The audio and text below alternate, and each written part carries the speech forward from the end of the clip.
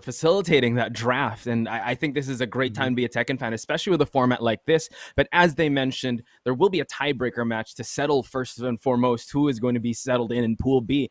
And what a great strategy by AK. Let me get your thoughts on that, kid.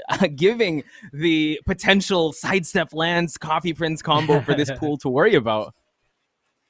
Yeah, it's so interesting how AK and Jules get to choose who doesn't get to be in their pool. Just like what you said, right, Poch? It was a smart decision for AK to have Coffee Prince and SideStepLance to be in Pool B2 because it gives Jules more time, more things to think about. What game plan do I incorporate if I ever fight Coffee Prince or SideStepLance? And now we see the player profiles. Coffee Prince, first and foremost, is the one being featured, tied in with SideStepLance at 45 points. I did not know his favorite food was seafood. This is something I should take note of if ever we see him offline. And you know what? He has been, you know what, also in talks with Nee, and his favorite character is Steve Fox. And I would say one of the veterans of the scene and the one to really represent us at the start when, you know, one of the flagship or the pioneers of the Tekken, the OG Tekken scene. So this is Coffee Prince, ladies and gentlemen. He did start at Tekken Tag, and his repertoire is known as the Steve, right? One of the best Steves of the Philippines, but you know, he has been delving to the Fahkumram, the Leroy. I believe you were able to catch one of his matches in the previous Tekken Online Challenge that he was using that Leroy. I think it was against Maru, and he stuck with Brian actually. Yeah, personally, I'm looking forward to the Steve pick simply because I'm not a Steve main. Nobody should ever believe that I'm a Steve main. But yeah, you know, he's been playing a lot of Fahkumram and Leroy, and I don't blame him. Both characters are still pretty dang strong here. And as for SideStepLance, I don't think there was ever any other character for him, apart from the fact that we know him for his Lee Chaolan, the best performing Lee Chaolan we've seen here in the Philippines. And you brought up the fact that this character has not been represented. I think you and Rip were having a discussion like, you know, maybe he might be secretly, you know, nobody just wants to pick him up, but the potential has to be gathered. And SideStepLance being one of the players to really unleash the full potential of Lee. And I'm going to just drop in a little bit of info. There was this one tournament where he did bring out a Lei. It didn't work out quite well, but I mean, I think when push comes to shove, he will stick with the Lee Chaolan. And I'm excited because we note that Lee isn't the easiest character to use. There in paper there are better options out there, as Rip would say. You know, Lawman's out there, you know, he's really repping that Law banner. But you know, I've talked to SideStepLance. He actually streamed a little bit. He wasn't streaming Tekken though. He wants to hide a bit of the tech that he's going to try to unleash today. But he's so loyal with the characters he uses, not just in Tekken but in general as a fighting game player. He doesn't really look at tier lists. He just goes for the one he's more comfortable with and the character that really resonates with him. So, ladies and gentlemen, we're about to see our first match of the day. I hope you guys are strapped in for a day full of Tekken. It is going to be the Leroy versus Lee, SideStepLance versus Coffee Prince. All right, Coffee Prince, you know, not wasting any time whatsoever, not testing any character out. Like Steve wants to go for the Leroy, get that extra bit of chance to win this. And we're in the infinite stage also. This might benefit Coffee Prince more simply because SideStepLance prefers to go on Forgotten Realm. And you got to note with Coffee Prince, whenever he uses this character, he's very calculated, but that back four was very calculated on the side of SideStepLance, collecting a huge amount of dominance at the early seconds of this round. For sure. And now Coffee Prince looking for a little bit of opening from SideStepLance, but now he's catching up on the health deficit. Here we go. SideStepLance catches him again. And now we see the Coffee Prince just has to make up for this deficit. Oh, big Magic 4 lands for SideStepLance, and he gets himself this first round. All right, so a little bit of momentum going to SideStepLance, but you can see there's still a lot of comeback potential for Coffee Prince, especially with that counter hit. SideStepLance getting him far away from that comeback. It just seems like everything is landing for SideStepLance. The back fours, the magic fours, but now Coffee Prince with an excellent pickup here, trying to seize the momentum away from SideStepLance, but Lance retaliates with a slide. One more hit would do it, and he collects the reward, that being round number 2. SideStepLance could get a no-round round. Yeah, Coffee Prince struggling a little bit as to how SideStepLance is continuing his offense right now. He's getting caught by these counter hits, by these strings from SideStepLance, and Coffee Prince is struggling to pick up on that. And now you see that Leroy just trying to exert his dominance here, just trying to go for the marching band. Now the cane has been deployed, and Coffee Prince now just making sure that he reaps the rewards of this huge combo. Big life deficit on the side of SideStepLance, and I may have been corrected. The blue stuff has been activated. SideStepLance making sure it's going to come down to the wire here. Oh, cancels out the rage drive. SideStepLance. 3 rounds straight. He runs into the rage drive as soon as he was trying to close the round out because SideStepLance had little to no health left. But then SideStepLance, caught up with that. You know what? I'm gonna throw out this rage drive. You're gonna get hit, and I'm gonna get this round. And it's exactly what you said, Potch. It is a no round. This is huge for SideStepLance. Yeah, it just seems like the bigger swings are going in favor of SideStepLance. All the hits that he's like the back fours, the magic fours, the slides, those big gambles that he's taking. It seems to be all going in favor of SideStepLance. Now Coffee Prince, we do know him as that Steve main. Maybe Leroy is still warming up, but I think he just needs to adjust to the timing of SideStepLance. But yeah, dominant performance so far. So I'm pretty sure that match got Coffee Prince's attention. For sure. And I think Coffee Prince might go ahead and pick Fahkumram here, simply because Fahkumram has better reach than Leroy, although Leroy does have more tools than Fahkumram. It's, Coffee Prince as a player is pretty unpredictable. I've seen him play in multiple streams, one of which is Keenan, the resident Noctis player in the Philippines, and he's been tearing it up against him. So let's see, does he make a character change, or are we going to see some walls here? So still sticking with the Leroy, but now adds walls. Duomo de Syria is the stage we're going to settle this in. And I agree that Leroy definitely has a lot more tools, and I think he just wants to warm it up. If he goes to the Fahkumram, he's going to still have to adjust not only to the character switch, but also to SideStepLance. I'm not sure if he picked up on that quite yet, so I think Coffee Prince is going to have to put caution in the wind when he tries to approach this match, because SideStepLance seems to have a read on the timing of Coffee Prince and what to throw out to counter any offense he tries to put on the table for him. Yeah, and as always, in every situation, walls do change the pace of the game. So SideStepLance can't just backdash to Kingdom Come. He will have to change his entire game plan here. Now we see that he did try to go for another back four, but Coffee Prince now having more confidence in his timing, catching SideStepLance. Now keeping him in this wall, hell sweeps. One of many, goes for the mid, and now blocks the big low. SideStepLance has rage to work with, but big mountain to climb in terms of life. Oh, unfortunate. Wall standing 2 wasn't long enough for SideStepLance to reach in that catch. So Coffee Prince, that worked out really well for him. Catches him with another counter hit. Okay, shimmied away there, but excellent. Gets the pickup here, and SideStepLance on point to get a balcony break here. Ooh, innovative combo we've seen right there from SideStepLance. Gets the block in, but doesn't get the right punish. Coffee Prince is half health. SideStepLance, what can he do? Yeah, you saw that. That's another tool that SideStepLance has to worry about. That back 1+2, the shotgun, as Rip calls it, or the coffin breaker here in the Philippines. Coffee Prince now just creating that distance, doesn't want to get caught. Again, Leech out lunge is so good, but I spoke too soon. Coffee Prince with a parry. And SideStepLance picks up on the combo, but he drops it, unfortunately. Now he has rage, he spends it. Coffee Prince gets hit with a slide. What can he do? He doesn't get up, and SideStepLance picks up on it. Yeah, just the scramble situations, right? SideStepLance that has been getting the most of it. Nice block on that low, and SideStepLance now pushes for the wall. Exacting his offense here. Coffee Prince being very careful. Still has a cane to utilize, but SideStepLance goes for another big sweep to the rocket kick and still adds on to more of the pressure, but Coffee Prince catches a counter hit. Coffee Prince really trying to dish out a lot of damage onto SideStepLance here, but he gets caught by the wall standing 2-4, and Coffee Prince, SideStepLance is 1 round away from taking game 2.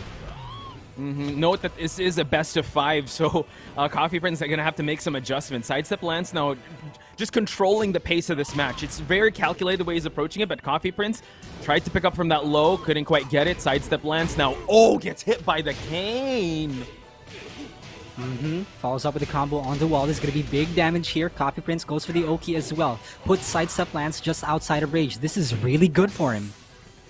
Ooh, trying to fish for that shotgun counter hit, but oh my god, SideStepLance gets the splat, continues with the combo, puts Coffee Prince in rage, and now who's gonna spend it? The slide and the follow-up! SideStepLance takes game number 2. And kid, can I just call this game an excellent one? Because SideStepLance still very dominant in this matchup.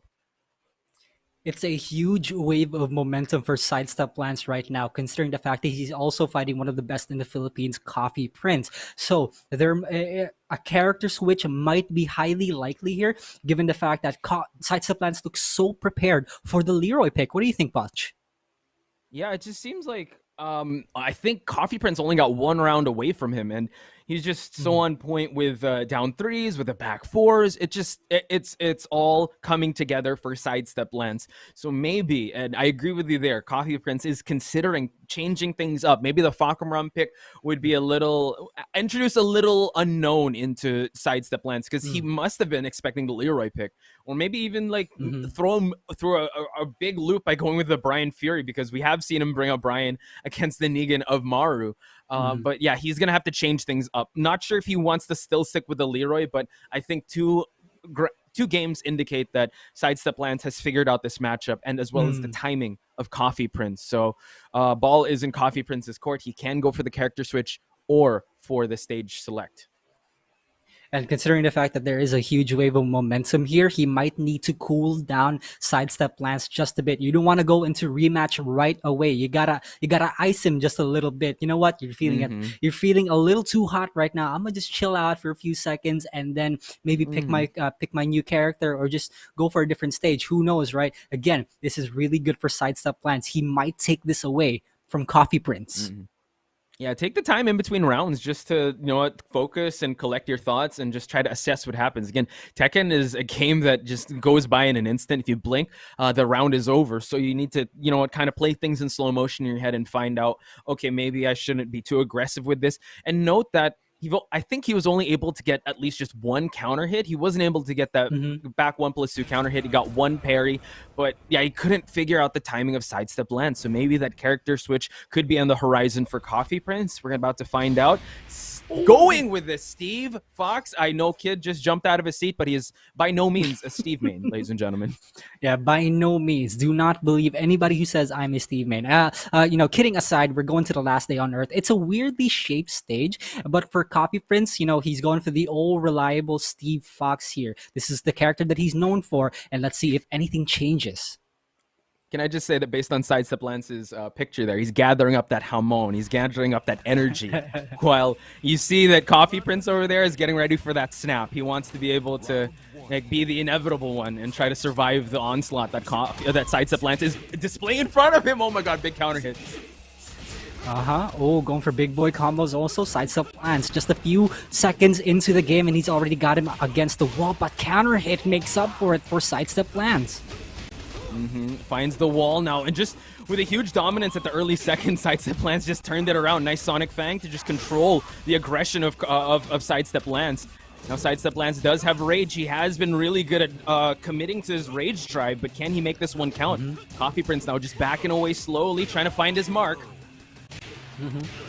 And SideStepLance was super careful as to how he's going to throw out the while standing twos, because Coffee Prince is aware that he does have rage and he could get killed in just one rage drive combo.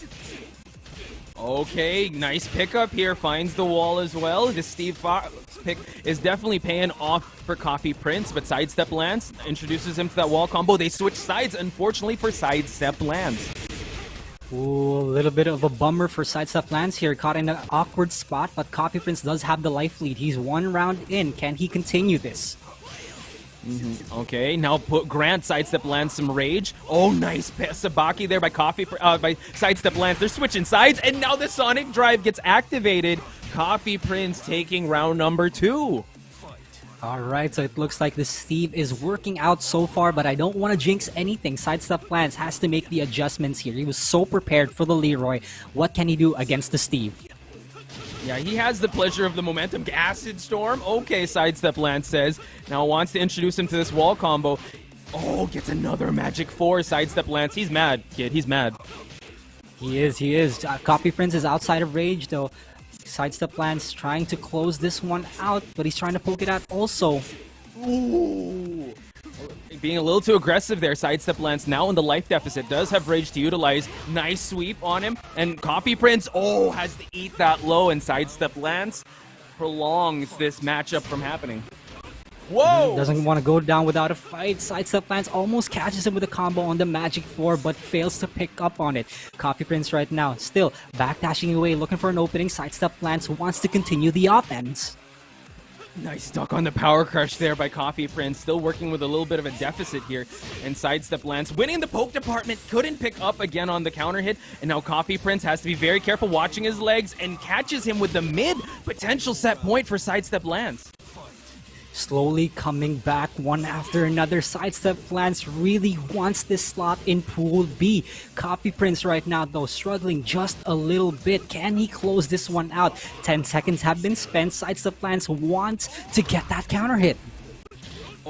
Speaking of counter hits, Coffee Prince unable to pick up from that combo. Now the slides are coming out. SideStepLance, gets caught in midair. Now it's still anyone's game. About to hit the 30-second mark. Coffee Prince now with a nice punish. And now SideStepLance is keeping him out of bay. No wall for him to bounce off of. Both of them have rage. Who's going to activate it first? They're both sizing each other up. It's a moment that we have to not blink for. And now Copy Prince working the bit of the deficit. And SideStepLance, he moves on. 3-0. Oh my God. 3-0. Holy smokes.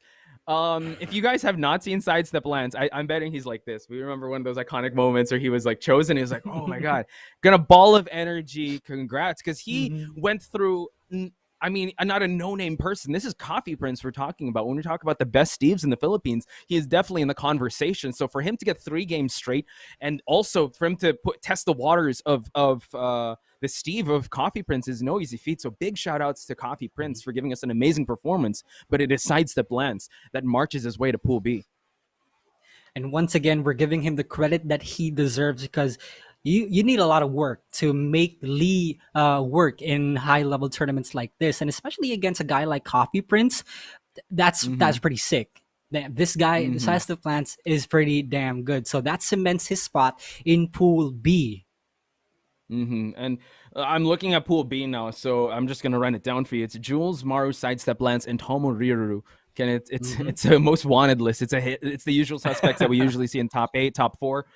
Something to note for the people that are not too familiar with the Philippine scene. Maru and SideStepLance are teammates or former teammates. They did participate in a league here in the Philippines, and they were training side by side with each other. So I'm excited to see if we're granted the match to that match on stream. That's definitely a barn burner to witness. And Maru, we just have to pray and guess we get the character choice right, because he has been mixing it up. I do, if we do have a Maru match, I will share with you what he sent to me. He did send me just a roster of characters that he'll potentially cycle through in online tournament. But I don't know, man. Whatever Maru's feeling in the day, that's what he's gonna choose.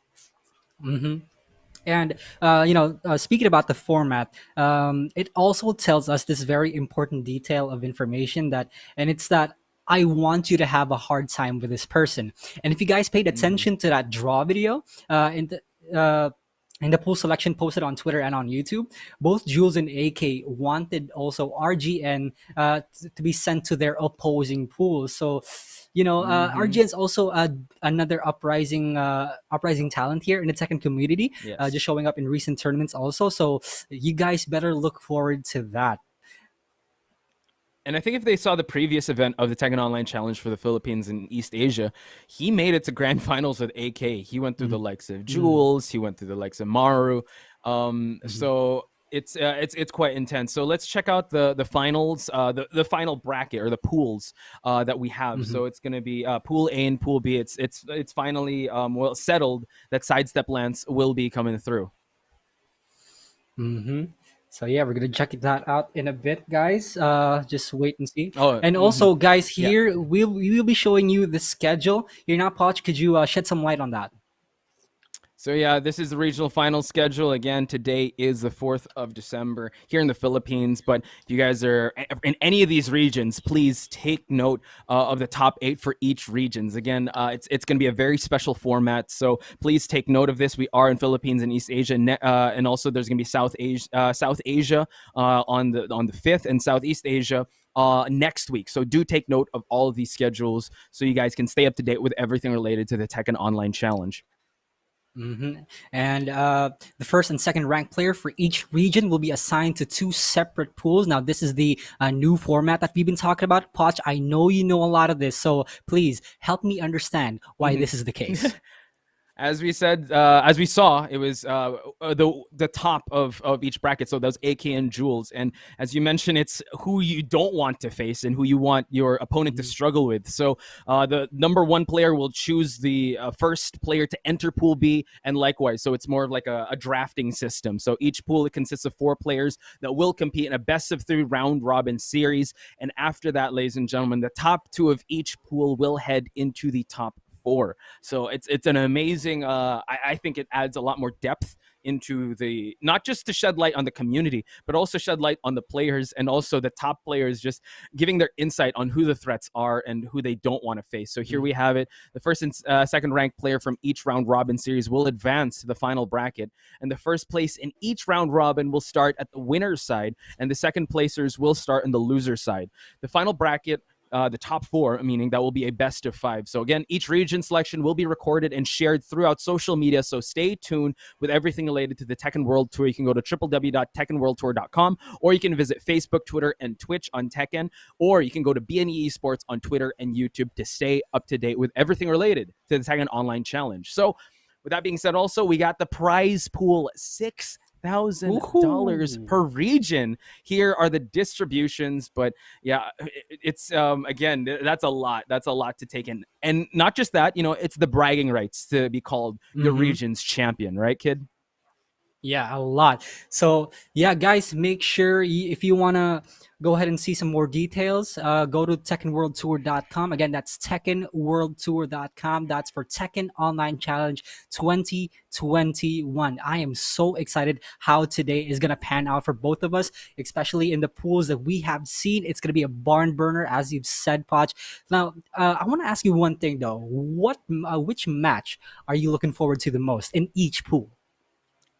Okay, so in each pool, AK and RGN, I want to see that run back from happening because, like Jules mentioned, they kind of share the same character roster. You can see that here, and we're going to be updating you guys with the different pools. So this is Pool A, so it's AK, RGN, Titan, Thor, and T-Rex. And on Pool B, it's Omega Jules, Bren Maru, SideStepLance, and Tomoriru. On the other side, though, I'm really excited to see how SideStepLance would fare since he's already warmed up, right? I think he had the most nerve-wracking match out of the way, and now he's all warmed up. I think he has the benefit of having that confidence coming into this. How about you? Which matches are you looking forward to in Pool A and Pool B? Well, in Pool A, I'm definitely looking forward to AK versus Titan Thor because, Jules sending Titan Thor to Pool A was an interesting one because Jules described him as wild. We know Titan Thor as the Feng who does more key charges than anything just so he can set you up for something. I'm really excited to see how this plays out because, we know AK as some sort of he also does the key charge setups. He stays in one place for 3 seconds, doesn't do anything. He stays still, does 10 slides in a row. AK is also wild in his own regard. For Titan Thor, he's just something else, so I'm looking forward to that match. However, in Pool B, there's so many to take into account, like Jules versus Tomoriru, Jules versus Maru. There's so many, but if I were to pick, it would be Jules versus Tomoriru. Tomoriru might be the dark horse in this pool because AK mentioned he's been improving quite a lot, and he might prove that he might be able to prove that he can stand with the pros here. I agree. I'm so excited for the Titan Thor match with AK, and I'm also excited to see Tomoriru. But when we talk about dark horses, I want to bring up a name that has caught my attention. I was able to reach out to him. That was T-Rex. But we have here Titan Thor. I'll talk about T-Rex in just a bit. But as you mentioned, if we are going to talk about this match, against AK, and if you see right there, which player do you respect the most? It's AK using that Feng Wei. I really think there's a certain calculation in the exchanges that he makes, and make no mistakes, like he will set you up. He will try to just pull out every trick in the book for him to be able to get a win over you. And note that he started with Tekken 2, so that's quite impressive. The legacy skill has carried on. And Feng, out of all characters, you know what, has seen the competitive scene lately, because you know what, Ni has been using Feng, you know what, Nobi has been using Feng, but this guy has been just locked in with that Feng. But we got to introduce our boy RGN, as you said, the rising talent that was acknowledged by both AK and Jules. They both wanted him outside of their pools, but unfortunately for AK, RGN is in his pool. A lot of total points, a rising star indeed. Favorite character is Devil Jin, but he has been using that Akuma. And if you guys meet him, give him some cookies and ice cream. Yeah, for sure. And you know, one thing about RGN is that apart from AK, RGN plays a lot of Akuma too, so that might play in as a factor for both of them. Because if you look at Pool B, as far as we know, nobody there is a 2D player, right? So Akuma, having Akuma outside of that pool gives them a lot of breathing room, because we know how strong Akuma is as a character. Yeah. Well, I mean, Maru could try to use Akuma or something. I don't know. I don't really know what goes inside that boy's head. But yeah, I think having that sigh of relief, like, okay, no 2D character, no potential Akuma or Geese. Maybe we might have jinxed it. I don't know, kid. But that's what with the data we know now, we can say that Pool B does not have a designated Akuma user. Pool A, on the other hand, I think that might be the next match that we're about to witness. Is going to be Titan Thor and RGN. We are doing like a player highlights for each. And we did note that RGN is also one of the, sparring partners of AK. I think you brought it up before when you were talking about it with Rip. You want to shine more light on that? Oh, yeah. I just heard from a little bird that RGN plays a lot with AK. That's why he kind of has this similar playstyle to it, and similar unpredictability. So you know, anything can happen at this point. They have played in the grand finals, and RGN might have trained a bit more, because you know, getting second place in a tournament fuels you a lot. You know, it just tells you, man, I could have done better. I'm gonna train. I'm gonna beat him the next time. So he has another chance here. Let's see how that plays out. And just to note on the match, the previous online Masters event that we had, RGN went through the likes of SideStepLance 2-1, Tomuriru 2-0. He went against Maru 2-0, and this is a loser's bracket run, and had a crazy match between him and Jules 2-3, heading to grand finals. But AK, the big boss, the big baddie, the two letters that you don't want to see in a bracket, it was 3-1. So he was able to get at least one game off AK. So I would have to say, yeah, RGA, emerging talent, but you know what? He will have to go through, I would say, like one of the old guards here, Titan Thor with that Feng Wei. All right. So again, I want you guys to anticipate the key charge setups on this guy, because he's so crazy. You don't know what he's gonna. He would give up guaranteed wall damage just to get that key charge setup, and that's what he loves more. He wants to have fun while playing this game. RGN though means business. Goes for the Akuma right away. No Devil Jin whatsoever. Something to note also in the previous online Masters was Titan Thor really went to the Kempo steps. So I wonder if he's going to use that to try and avoid any of the options that RGN is going to be throwing out. But last day on Earth, this seems like the stage selection of choice for the stage gods. Oh, goes for the Sabaki early on. Titan Thor making a huge statement against RGN. And you can see he's already pressing a lot of buttons. No block we've seen from this guy. RGN, though, has him up against the wall. Oh, then he jumps over. He's got to worry about those demon flips. The demon flip mix of RGN seemed to be on point. In the previous online Masters, tries to jump in and trying to hit him with that elbow, but RGN is on, gets floated, and Titan Thor reaps the rewards of that. Oh, gets that command grab, and Titan Thor guarantees himself round one.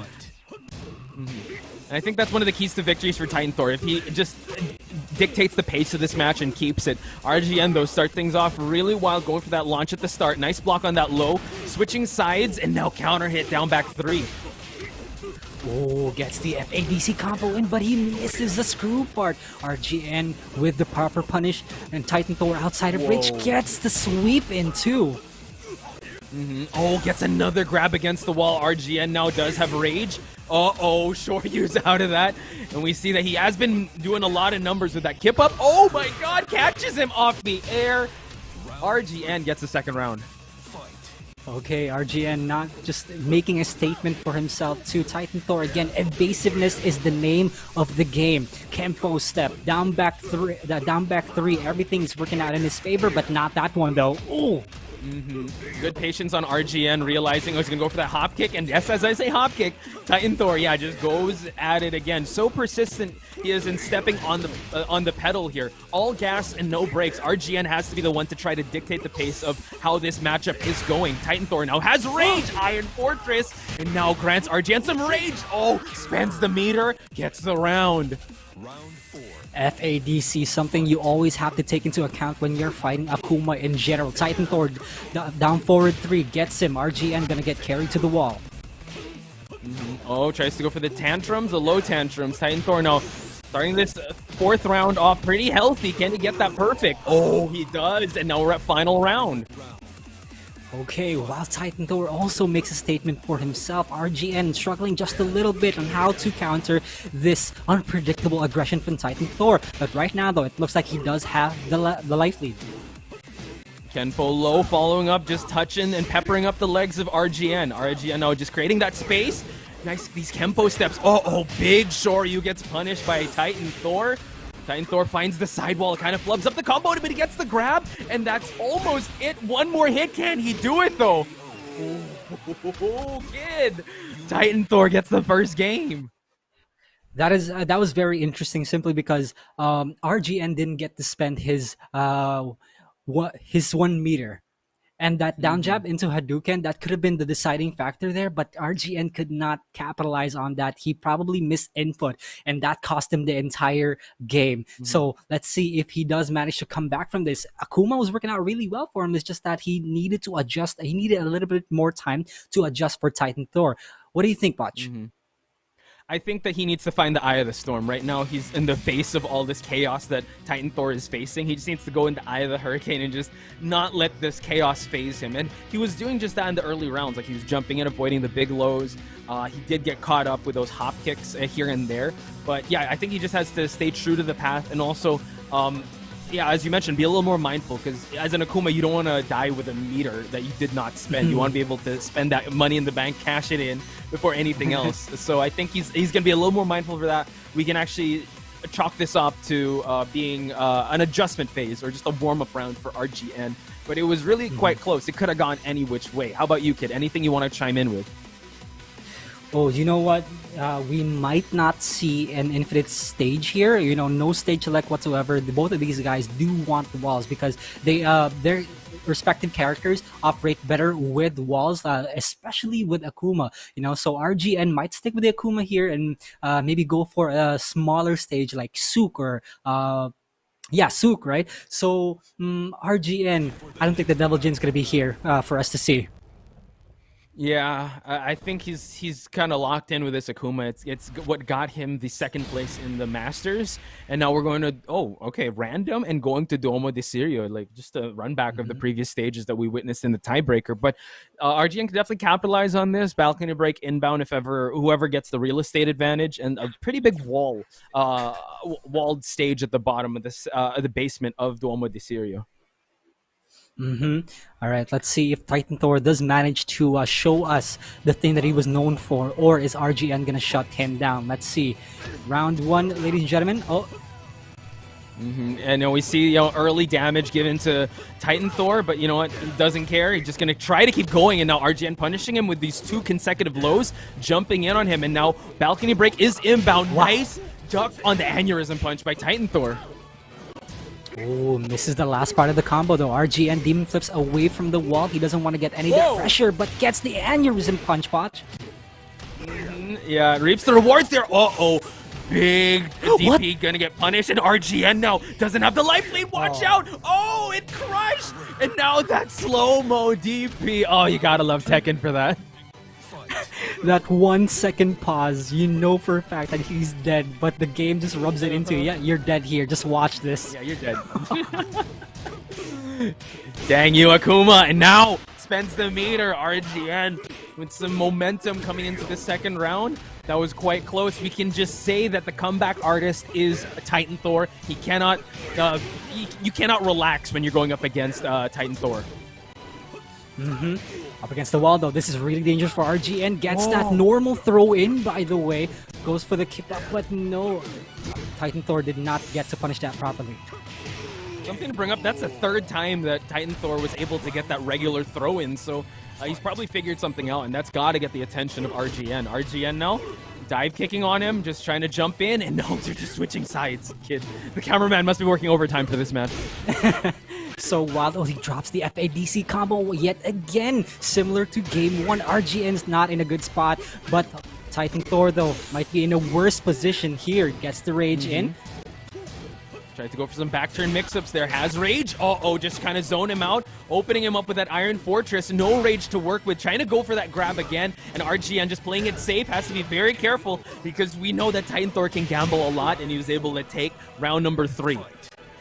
Now this might be what RGN needs. The momentum is on his side. He does have ace bar of meter, and he gets the FADC combo finally. Are we going to see a wall break? Wait.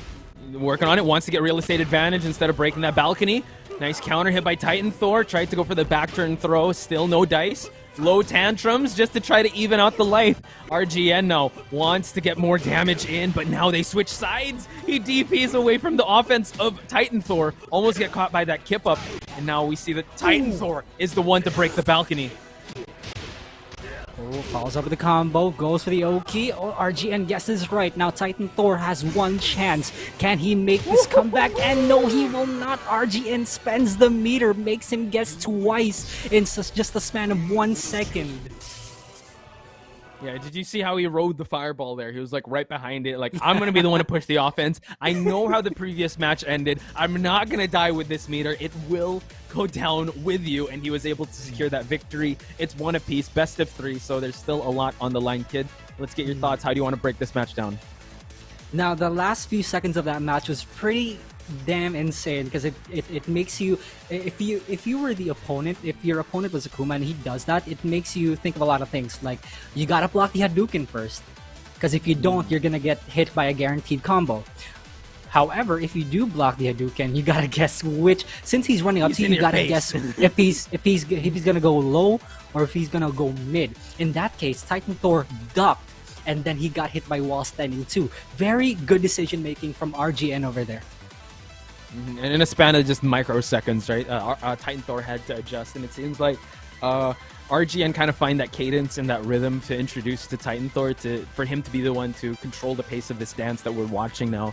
And I don't think Titan Thor, you know what, whenever he's faced with more adversity, he's like, more offense. Let's go with more tricks up my sleeve. Let's not try to back away from this fight. He's the one. That's why I would say that Titan Thor is like must-see Tekken, if you guys are not familiar. I know with the AK, we're all familiar with Jules, but Titan Thor, as people mentioned, you know, he has been always a part of the scene, and I think that, you know, him being displayed here in the Tekken Online Challenge is just a showcase of what our community can offer. So I'm excited to see how he's going to adjust to RGN and how RGN is still going to maintain that momentum that he sees in Duomo di Sirio.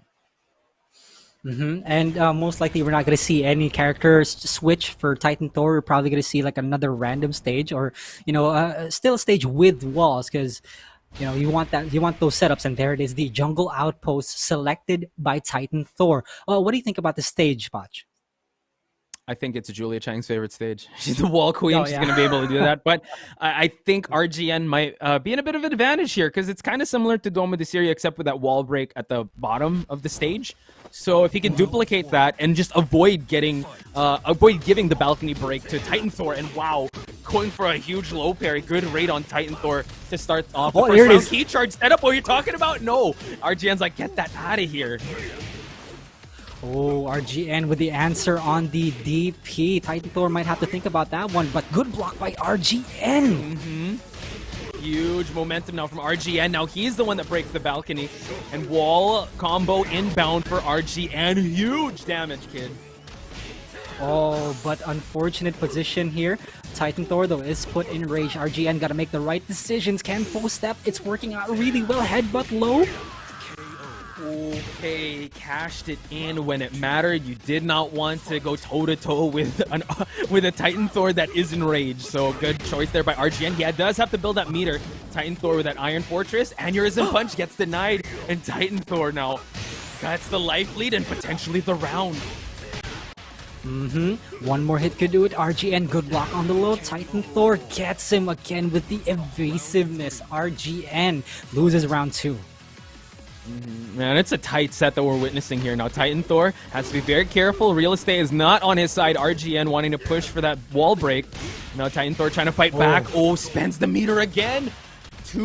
One balcony break, one wall break on the side of RGN. Now he finds himself in a tight spot here. Oh, what the hell? RGN gets him with the aneurysm punch. Is this enough to kill, though? I think it will be. And RGN is up 2 rounds already. Titan Thor has to make some changes.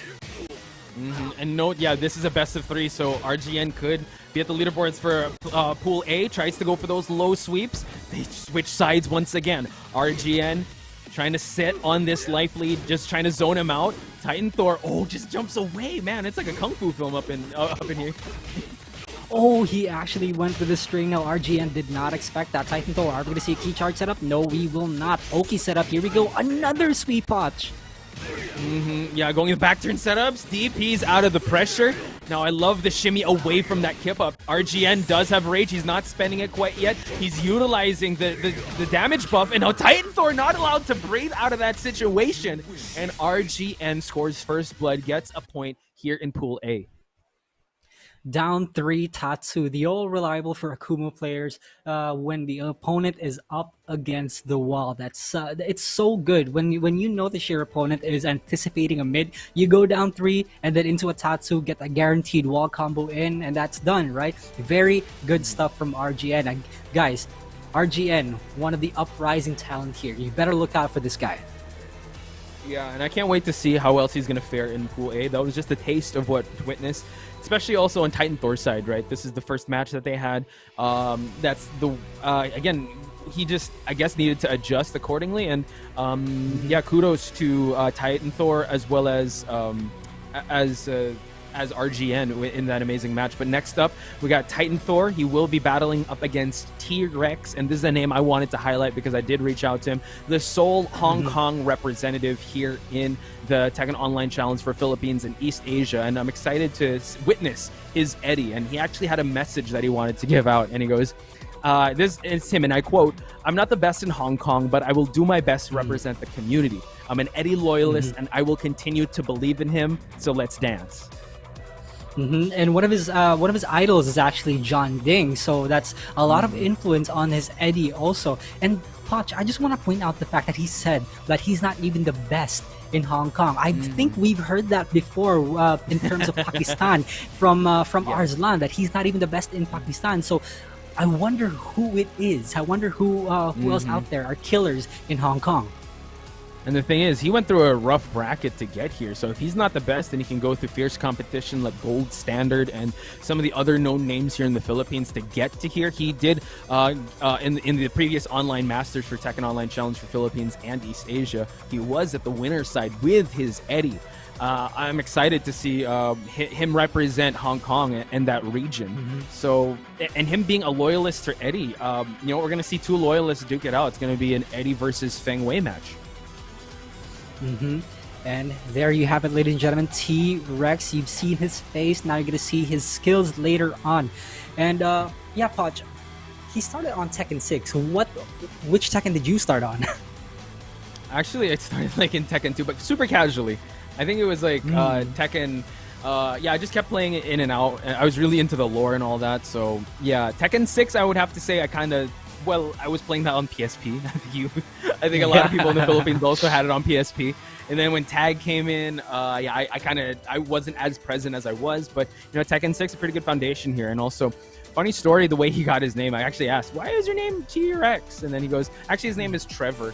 His original IGN used to be Trevor186 in online games, but it's not a popular name in Hong Kong. But some player apparently typed in Trex, as in TREXXX, because he didn't get the numbers. So it's like they were referring to him as Trex. So it's like, no, it's funny. All right, I'm going to keep T-Rex. So it was kind of a happy accident. And now he's a known player here at the Tekken Online Challenge. I thought if it were up to me, I would have thought he was a Miguel main.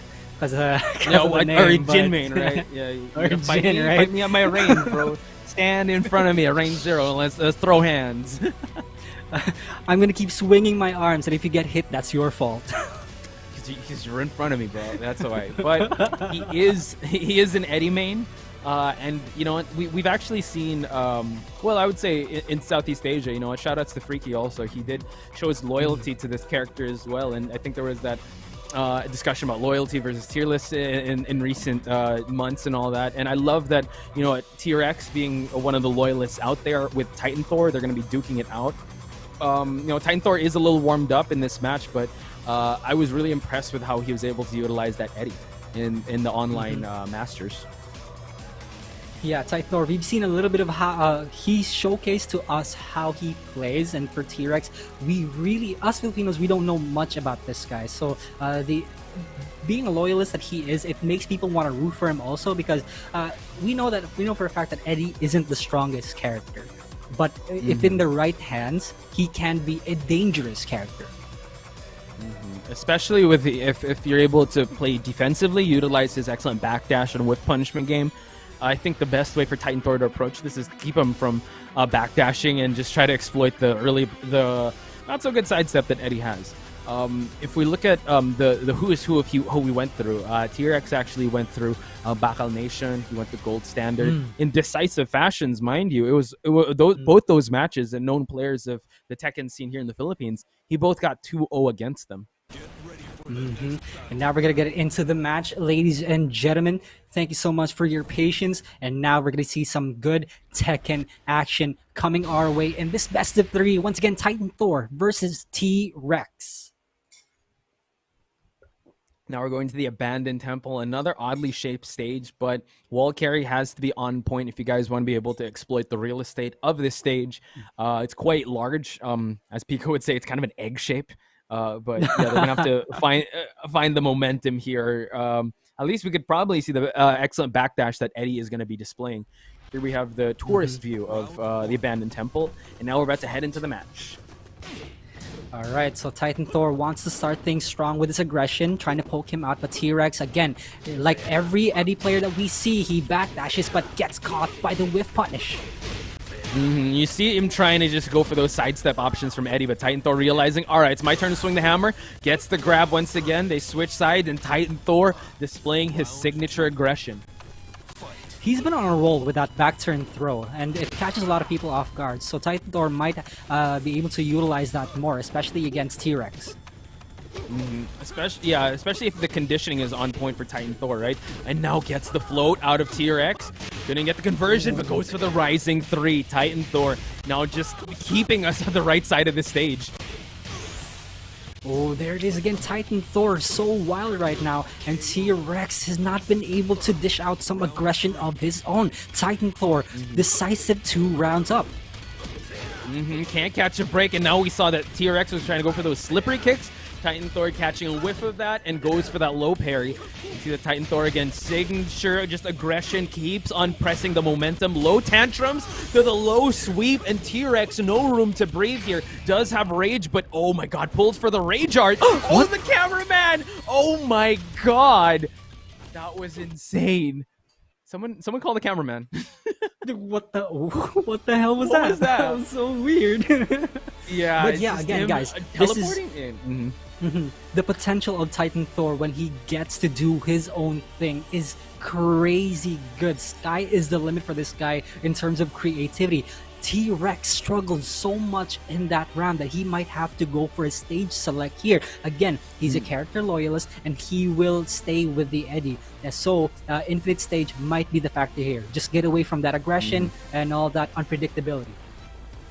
Yeah, I think T-Rex is actually getting a dose of what Titan Thor's like true strength is, and that's momentum, unpredictability, and constant in-your-face action and just pokes, right? You saw that he was kind of going with the low tantrums, then goes for a counter hit sweep, and just I would say he was kind of struggling, and he kind of drowned in the offensive pace that Titan Thor was putting in front of him. So now I think he needs to take this time to try and recuperate and try to understand what options he can do, try to create more distance. And as you mentioned, yeah, I agree, he might go for an infinite stage, but mind you, kid, that Abandoned Temple was a huge stage. Like, Titan Thor was able to push all the way to the wall. Yeah, for sure. And let's see what the decision is for T-Rex. And it looks like we are going to go to the infinite stage here. Infinite Azure number 2. Aesthetically pleasing. I like this stage a lot. And T-Rex might want to be at his own pace here because Titan Thor was super oppressive with his own. We're going to find out in just a bit if this will pay off for them. Again, yeah, he needs to create that distance. Titan Thor wants to be at range 0, goes for the Sabaki once again. It seems like it might be a little deja vu. Nice block on the low, and T-Rex finally getting a huge launch out of this scramble here. The first combo that we've seen from T-Rex, but this time he gets low parried again. Titan Thor does not want to give away any of the breathing room. Yeah, nice grab to the low tantrums again. Low shoulder. Oh my god, to the Tiger Claw. And we see the Titan Thor still maintaining and not giving T-Rex any room to breathe. Titan Thor down back 4, catches him again. T-Rex receives a lot of damage here. 10 seconds in. Key chart setup. What's it gonna be? Oh my god. Whoa, climbing dragons. Again, yeah, him risking that means a lot, that he's so confident in his offense, and T-Rex still kind of struggling. Again, gets caught by the Sabaki and Titan Thor. 2 rounds straight. T-Rex here. We're going to have to change something up for him to stay alive here. Oh my god, Titan Thor still swinging the hammer here. Another key charge setup in front of his face. T-Rex going for the relax, and another low parry on the side of Titan Thor. Titan Thor goes to the Oki combo again. T-Rex has to make the right guess. Tantrums being thrown out by Titan Thor. There it is. It looks like it is going to be a 2-0 for Titan Thor. T-Rex, unfortunate showing here, but he will have another chance later on today. Wow, so Titan Thor, not starting things off super well originally, but man, he was able to make a comeback happen. So congrats to Titan Thor, but you know what? You still shout outs to T-Rex. Again, this could be just the adjustment phase of his offense. So we will see him in just a bit. But yeah, Titan Thor, man, I think we just saw like a highlight reel of what he can display. And shout out to the Pat Cervantes. It's about Sabaki. I'm sorry, I wasn't able to pronounce it right, but that that counter that he does. My bad for mispronouncing that. So big shout outs to you, Titan Thor. That was one of his offensive tools. Like, he really just stole the turns away from T-Rex there. For sure. And yeah, that was a bit of an iffy start for T-Rex. Again, guys, he will have another chance to showcase his skills later on, but Titan Thor looked way too strong in that match. He wanted to get revenge on the match against RGN. So let's see. Poch, tell me, what is the next match going to be? We still gotta wait for it, but it seems like it's gonna be AK. AK will be coming in. We all know him. We all love him. He's got that fresh new cut. He's not long hair AK anymore. He's not meditating in the mountains anymore. He's here. He's the first ranked participant, and his favorite food apparently is crabs. I did not know that. And which player do you respect? I don't have one. Ooh, man, I think he respects everyone. To be honest, he respects everyone. I think if you take this out of context, you might think, what? No, but if you meet AK, he's like the nicest guy. Yeah, that's pretty that's pretty interesting because AK respects everyone, and he just tries to play a heel here. But again, yeah, so it's gonna be AK versus T-Rex. So T-Rex does have another chance, as we mentioned, but it's gonna be against AK though. What do you think about this, Poch? Okay, so T-Rex is going to have to like shake out the cobwebs of the previous match and try to get his head in the game, because it's a huge level up in competition. Titan Thor was just one of the names that we know in the scene here in the Philippines. But AK, dude, he repped the banner of the Philippines for the longest time, and he's technically the one to look at when you look at Philippine Tekken. He's represented us here and there, so he will get a chance to face him and probably make a name for himself if he's able to get a match out of AK. And AK, we've seen from time and time again in the past few months that AK's been using many different characters, not just Shaheen, not just Akuma, but he also has a Leroy, he has a Kazumi, he also has a Geese. So in this case, does he want to bust out the big guns already, or does he want to chill out? Maybe go for a feel out character like Geese or Kazumi. Who knows? Based on the interview that you and Rip did, and I know Rip tried to tell AK, hey, why don't you go to the martial law? AK seems very committed to just sticking to the Shaheen. He has tried other characters in the past, but note that this is a different tournament. This is a round robin, and yeah, he might try to opt for other characters if he feels like it, but if he goes for the big guns right away, TRX has to be ready for that. We do see here at Pool A that it is RGN and Titan Thor that did get some wins. Titan Thor 1-1, RGN still unblemished in his record. TRX will be facing AK, so no rest for the wicked here for TRX. You will have to, be at 100% coming into this match now. For sure, and the AK is the only one who hasn't played yet in this pool, so I know a lot of people are looking forward to this match, especially with AK, making waves, and especially in international tournaments. It makes people wonder, I wonder what else the Philippine scene has in store for us, just similar to how Arslan Ash exposed the Pakistani scene for the rest of the world. So yeah, I'm really excited to see what AK can show to the international viewers that we have right now. I mean, if people were following his career, I mean, at the recent online tournaments that as of late has been taking it to names like like Pena in Japan and like Gen, they have been facing off. So he has been showing it off, and I think now all eyes are really on AK with him being the one to look out for, and the target is really on him. And honestly, he's wearing it on his sleeve. He doesn't. It's like water on a duck's back for him. He's not worried about it, and maybe he's just good at hiding it, but I honestly, like, whenever you talk to him, he just seems like he's a happy-go-lucky kid. He just enjoys the game, and now he's gonna bring out the Shaheen to start things off. He means business already. Goes for the Shaheen, his the character that he's mostly known for in Tekken 7, specifically Tekken 7. So let's see how things are gonna go. It looks like this does go well for Eddy here in terms of his combo ender, down 2-3. Oh yeah, but it can go any pace. Yeah, especially AK loves exploiting the real estate of whatever stage they're on, and as you mentioned, AK being all about business, and if he's Shaheen, he's on that business casual preset. Yeah, it's the AK preset, as we all know here in the Philippines. So let's see, T-Rex backdashing yet again, just tries to feel out AK. What's he gonna do? Gets the block in and gets the combo conversion. Goes for the floor break already, just taking it away from T-Rex. AK now, nice block on the slide, wasn't able to convert it, got a little bit of damage there, but AK punishing him again, goes for the second floor break, tries to go for the rising 3-3. Oh my god, this is actually gonna hurt so much for T-Rex, and AK scores himself the first round, and no more floors for any of them to utilize.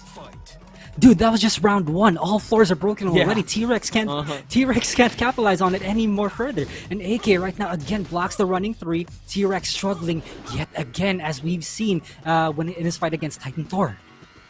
But now you see that, AK giving him that room to breathe, but that's a false sense of security. AK wants to be able to capitalize on your tendencies, and now it's T-Rex that has to be the one to push the pace. AK trying to float him with that DF2, but no dice. T-Rex trying to play some jumping jacks or some leapfrog, but still no offense done on AK's side. He crushes that low, and now AK gets that float he was looking for. Just like AK's got a hard read on him already. He knows when the lows are coming. T-Rex tries to get away from the wall. Good position switch, good decision making. Now AK's up against the wall. 15 seconds left. He has to keep up with the life lead though. And you see how he's just canceling him out of that handstand stance. AK, oh my god, DF2 has been landing so well for him. Final seconds, AK goes for the grab and gets the second round in the final seconds of this round. T-Rex was under a lot of pressure there, just trying to keep up with the life lead, but AK gets blocked in. T-Rex, could this be the momentum shift that he needs? Nice block on the low. AK again trying to just go for the offense, but a little too much there. T-Rex able to snipe out that low parry. And now T-Rex trying to control the pace of this match, keeping him unrelaxed. AK now just that stoic stance. He will stand and he will try to size you up. It ain't over till it's over. That's what AK is saying right now. He's outside of range. T-Rex better be careful, but gets AK finally. T-Rex gets a round here against the best in the Philippines. So now, can he keep this up is the question. Trade in favor of no one. T-Rex now being very careful when you transitions from relaxed to handstand, and AK going to those slides. Oh wow, catches him with that DF2, and that's the eagle uppercut that we called AK. Ooh. Okay, that's a god fist of his own. Oh, okay, what's it gonna be? Another block on the running 3, and AK takes game 1. Again, guys, this is the potential, this is the power that the best in the Philippines has. AK showcases how strong he is. Yeah, it's that unwavering confidence of knowing what is to come from your opponent. Like, he was able to be 2 steps ahead of him in those exchanges. Not take anything away from T-Rex, though. He had some moments of brilliance there when he was able to get that 1 round and seize the day. But I think AK, yeah, he just seems to know what to do when T-Rex is trying to set up his offense. He knows when he goes to that handstand, he's going to try to clip him out of it and float him out just to discourage him from trying to mix him up from handstand. That relax option as well, he knows when he's going to go for those lows. So big hill to climb for T-Rex, but you know what? AK not out of the woods yet if he wants to get out of this match. We're probably going to see another Infinite Stage select here for T-Rex just to get that extra bit of breathing room, because we know how oppressive AK can be. We know how unpredictable AK can be. So, you know, if he needs some time to think, he has all the time in the world until AK decides to just go in his face. And also to note that, you know, we do have like Eddy mains here in the Philippines. Shout outs to Hapon, Pawislao, and the rest. And AK has faced them before, so I think it's safe to say he's kind of comfortable in this matchup. Now T-Rex has to just introduce, you know, his own version or his own personification or flavor to this matchup for AK to be put on his heels. And for T-Rex, I'm really sure T-Rex has something in his sleeve right now. It's just that he needs to find the openings for AK. T-Rex, yet again, there's a reason why he's here. Why he's here in the pools, why he's in the regional finals. He showcased how strong he is right now. It's just a matter of adjustment. In just a matter of time, he will show us what he can do here. Now, Infinite Stage can benefit T-Rex, especially with that excellent backdash. AK, though, able to float him with a DF1, now forcing the fully crouched mix-ups. T-Rex now, again, trying to find his offense, but AK catches him with an orbital. And T-Rex, again, has to guess what AK is going to do. Backdashing away. Now, he needs some time to think here. Yeah, T-Rex again not working with too much life here. It might have to go for a high-risk, high-reward situation. But AK, yeah, can just sit on this life lead, but not for too long. You saw T-Rex was able to get some pokes in that exchange. Now it's eating those lows. Oh, spams the drive. This could be the opening T-Rex is looking for. Beautiful rage drive by T-Rex, but now, oh, he gets sidestepped by AK, and T-Rex yet again loses that round. He can still come back from this, just needs a bit more time to think. AK is just so on point with the DF1s and DF2s. He just knows when to clip T-Rex out of it. Nice block on the low and able to capitalize on that blocked slide. And T-Rex still trying to get his footing in this matchup, but AK not allowing him, staying in his face now and giving him that room just for him to whiff punish. Yeah, and you can also notice that T-Rex is going less and less lows and goes for big mids just to catch AK off guard, because AK's been blocking the lows since game 1. So T-Rex really a huge switch in game plan here. Now keeping him shy of rage, and AK now just trying to clip him out, not being too risky with his offense here. Knows the potential comeback that T-Rex presents to him, and it's about to be 10 seconds left on the clock. AK now goes for the grab and almost seals the deal here. Final seconds. AK trying to go for a slide. Oh no! Oh my God! Final seconds. Oh wow! Tries to go for the slippery kicks, but AK realizing it was a GG from there, and now potential last match for AK to secure himself a point in this pool. Oh, good block by T-Rex, but he drops the combo. Unfortunately, AK capitalizes on the mistake, and T-Rex this time it looks like he's going more aggressive than usual, but AK keeps up. And then we see the T-Rex. Oh wow, gets clipped by the DF2. AK has been on the money with that DF2 launcher. We've seen more of that than the hop kick. Tries to go for the orbital, but counter hit elbow from T-Rex. This could be the momentum changer that T-Rex is looking for. Oh my God, tries to go for the power crush. AK has rage, standing so stoically, waiting to load up on that rage drive. T-Rex has to be very careful not to be clipped by that.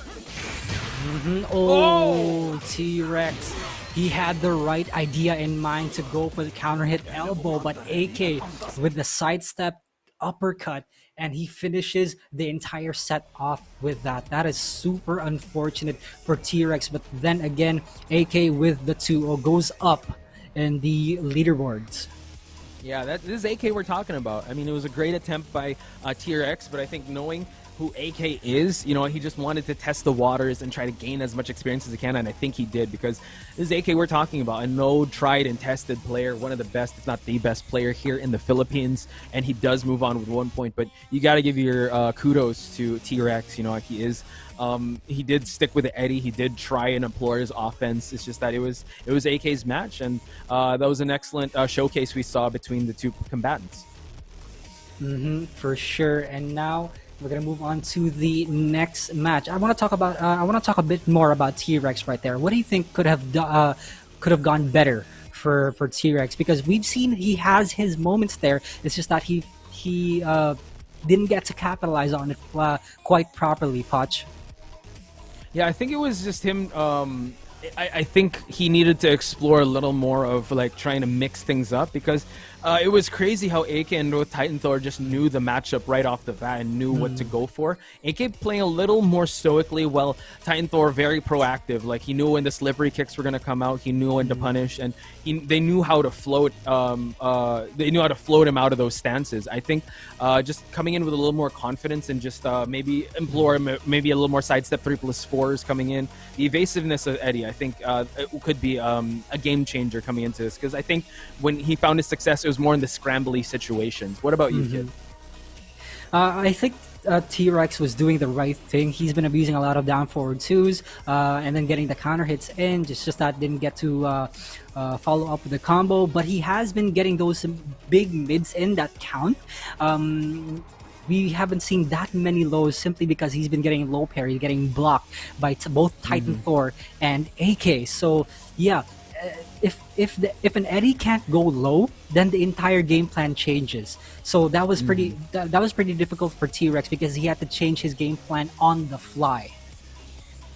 Yeah, just when you're able to shut down those low options, AK blocking them, Titan Thor low parrying them, it really, yeah, you kind of have to go back to the drawing board, and you kind of have to course correct in the moment there. But ladies and gentlemen, let's check out the regional finals as we transition to just give you an update on the schedule for the regional finals. Once again, we're going to see the top 8 of each regions, and the leaderboards have been invited to participate in the regional finals. Today, you're watching the Philippines and East Asia, because the day is December 4. On December 5, you'll see South Asia. Next week, we got Southeast Asia and Oceania.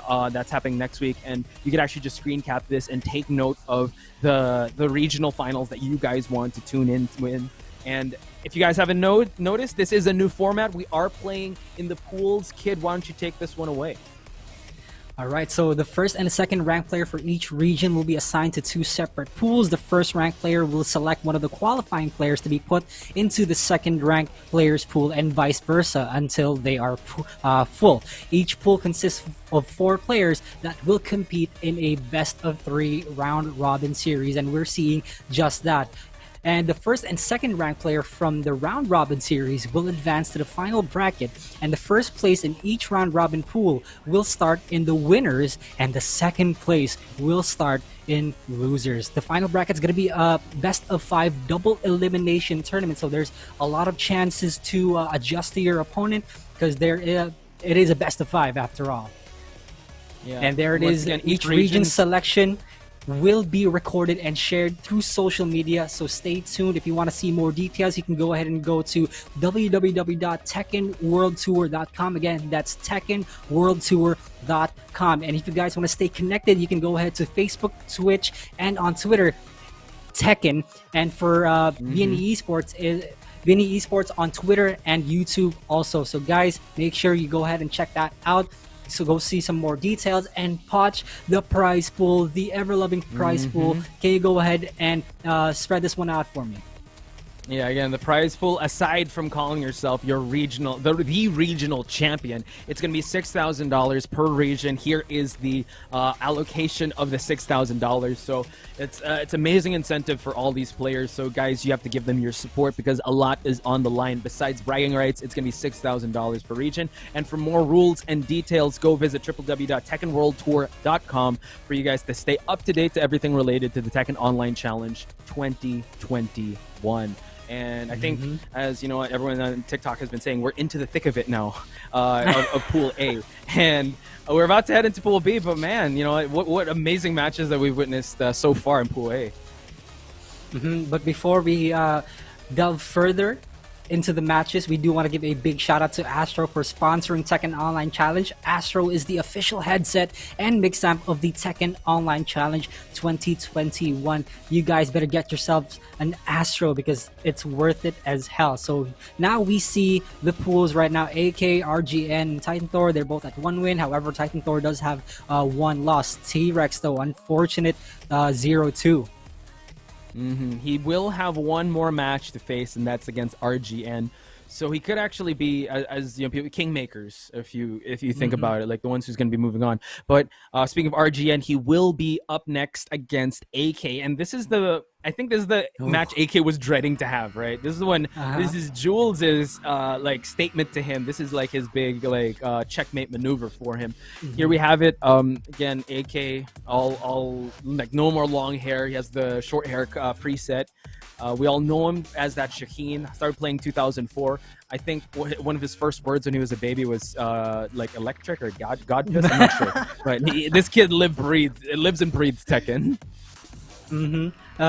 You see, you guys can go ahead and search on YouTube AK Tekken, and then you can see him, such a small child playing against these adults, right, and just dominating the tournament. This kid's no joke. He is absolutely no joke. But for RGN also, absolutely the same case. One of the rising stars here, along with Tomoriru. RGN been making waves in terms of tournaments. Even got a grand finals versus AK, but unfortunately fell short. But that already says a lot for RGN's skill. Yeah, so the question on my mind is, I wonder what AK's mentality is facing his opponent that we see in front of our screens now. It's RGN. He did start in Tekken 5 DR. 2 years after AK started playing Tekken, that's when he started playing Tekken. So looks up to low, high. Wonder if we're going to see that Devil Jin, but it seems like in the grand finals of the previous online masters, he's still stuck with that Akuma. So I wonder what kind of game we're going to witness from AK, because he did seem very passive when he faced T-Rex. I wonder if he's going to have that seek and destroy mentality that we know and love, and we see him, like, that's why he's on demand, right? You know, he has those instinct plays where he just, like, goes for a hop kick out of nowhere, and it just seems like it works out for him.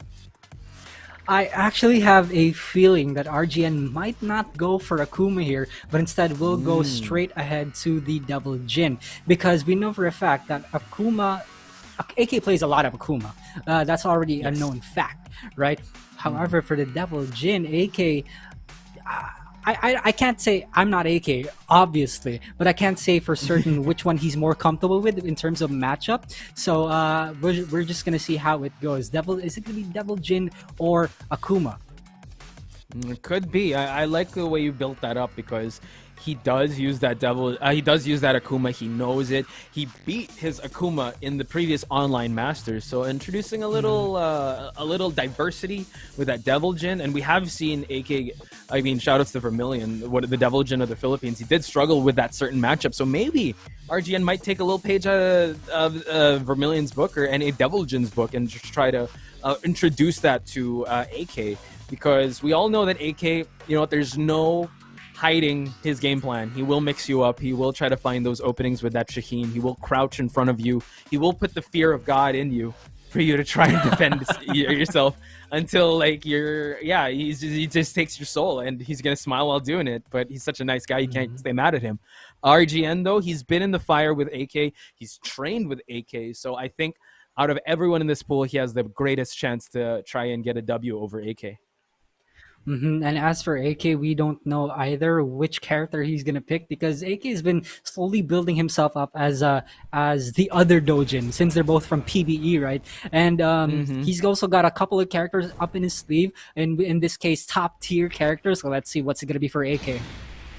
Still the Shaheen. I respect it. Yeah, but the RGN with the Fahkumram. Okay, this is the first time I'm seeing him use this Fahkumram in a high stakes tournament like this. And at this point, yeah, we're thinking, you know, competitive play, I'm pretty sure people have some pocket Fahkumrams. We are going to see how AK is going to deal with a Fahkumram of RGN, though. All right, Fahkumram with a crazy reach. Let's see, Filipino versus Filipino. AK tries to start things off with a Magic 4, but RGN pokes down with low. Wow, Magic 4. Man, Shaheen winning in the distance department there. Unable to get the screw there, but RGN now trying to go for the 3+4s. Gets the hop knee, and RGN now wants to keep AK at this wall situation. Oh my god.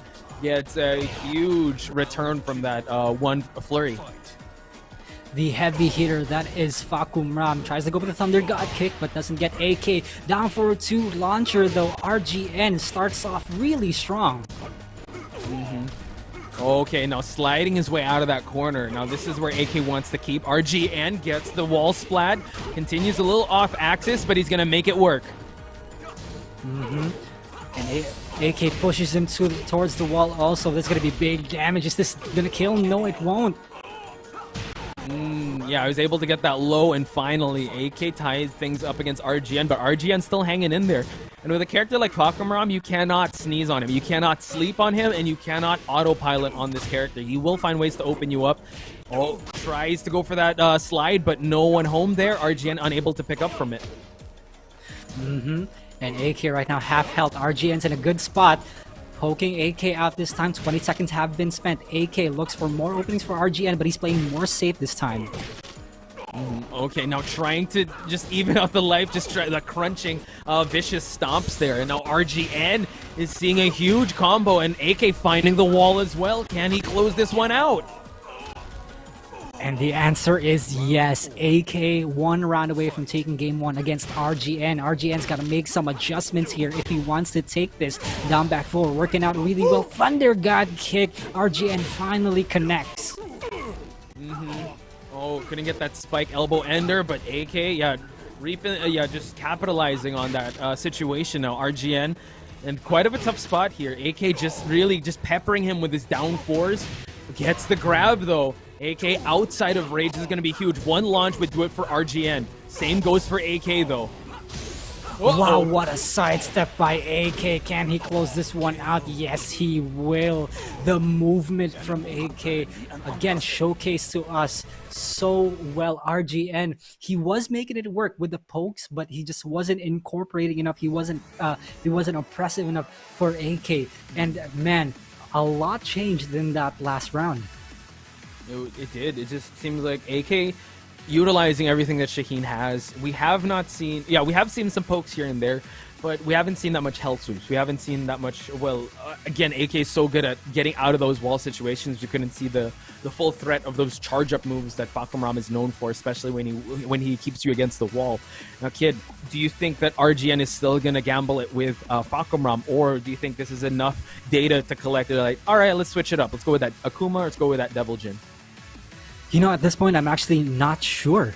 I'm not sure anymore because the Fahkumram, despite only having 1 round, the Fahkumram actually worked out really well in terms of poke game. Because if you're using Akuma, in which AK has a lot of experience against, RGN can poke it out much better with Fahkumram's reach, long legs, and also a lot of strings that could catch you off guard. So it might be better for RGN to go for Fahkumram or stick with Fahkumram here. I agree. I think, yeah, he will still stick with that Fahkumram. So you hit the nail on the head there, Kid. He will change it up, going to geometric planes. I would say one of the stages that a lot of people here in the Philippines lab in. Shout out to the Omega Brothers for making the stage super popular. But a lot of people have been shifting to Duomo de Serio. I just get super OC when the tiles start to break, and it's like, oh yeah, just don't break these tiles, man. All right, let's see how things are going. Both players' Magic Force starts up. AK whip punishes the 3+4. Well, finds the wall again. He's the one swinging the hammer here. RGN is the nail. You see, oh man, big low whiff, and AK was ready with that hop kick. Slides on him and collects a dominant first round in the second match. AK with the mind games, finishing the combo with Sand Step 2, and RGN stands still. Goes for the Thunder God kick, wants to go for more lows this time, but AK's been blocking them. Every low he does, AK does twice as much, and now goes for that huge mid. RGN now collecting some huge damage here, just trying to crouch in front of his face, but AK, oh, he just knows. This kid's instincts is off the charts. RGN though loses that momentum here. Tries to go for back one, but AK punishes again. RGN has not gone for a low ever since he got blocked here. RGN outside of rage. Can he come back from this? AK follows up with a combo. Are we going to see a wall? Yes, we will. Dominant performance so far on AK's part. RGN now really in trouble. He's going to have to try and find something or else he's toast. And AK just seizing the pace in the early seconds. Now we're going to see a key charge wall setup, but RGN punishes him for it.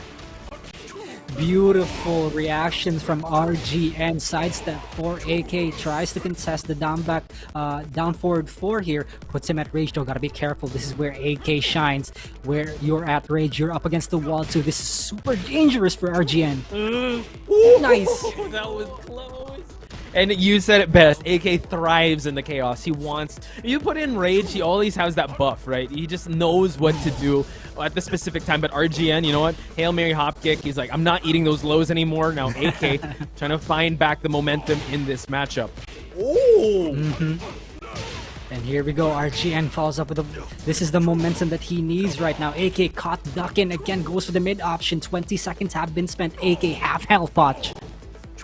Running knees, just bullying AK to that wall, but no, AK able to float him outside wall, kind of picked him up. He's still able to get a surfboard on him. The AK finds himself out of that sticky situation. RGN says, take it back to the wall, and now he's going to try to reap the rewards here. AK has some rage to work with. What? He charges in him. Oh my god, that could have been a flub on RGN's part. Oh, this could be really bad for RGN, and he... Oh my podge, say it ain't so. Not like this, not like this. Wow. You gotta give it up to AK though. In the midst of the chaos and that scramble, AK able to capitalize on it. Very unfortunate situation. I thought he was gonna get that back, but an unfortunate, I think, press there. He went for that key charge. You do not want to key charge with the back against the wall, and AK swinging the momentum there. I think, yeah, that was a big mishap. But again, you know what? You live and you learn. RGN, he's definitely going to learn from this lesson here. It is at his expense, and AK does still go unscathed here. He has the perfect record of 2-0 in Pool A. That was... I'm pretty sure that was a misinput from RGN. Okay. Yeah, that was a big misinput from RGN. He might have bound his rage art to a certain button that he accidentally pressed. But damn, that could have been his round for the taking, and AK just capitalized on that mistake. And here we are in the leaderboards, ladies and gentlemen. AK with 2 wins. Titanthor and RGN both tied at 1-1. T-Rex at 0-2. So I believe, yeah, AK might be solidified with his standing. We will see T-Rex versus RGN.